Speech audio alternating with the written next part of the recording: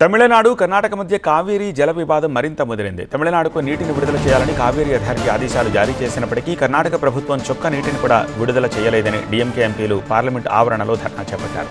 కర్ణాటక ప్రభుత్వానికి వ్యతిరేకంగా నినాదాలు చేశారు.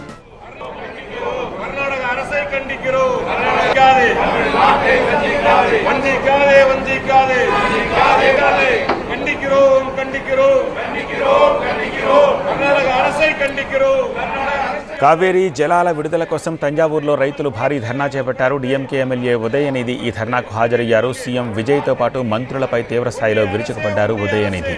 విజయ్ కేబినెట్ అంతా జోకర్లే అని, సీఎం రీల్స్ చేయడంలో బిజీగా ఉన్నారని విమర్శించారు. இதுவே நம்முடைய திராவிட முன்னேற்ற கழகம் நம்முடைய தலைவர் முதலமைச்சரா இருந்தா இந்த நிலைமை ஏற்பட்டிருக்குமா?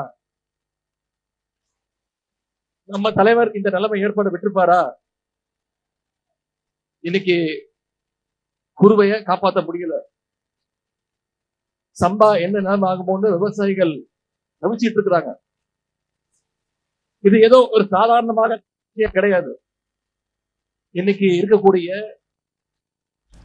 ஒரு நிர்வாக திறனற்ற ஒரு டம்மி முதலமைச்சரால தான் இன்னைக்கு இந்த நிலைமை ஏற்பட்டிருக்கு.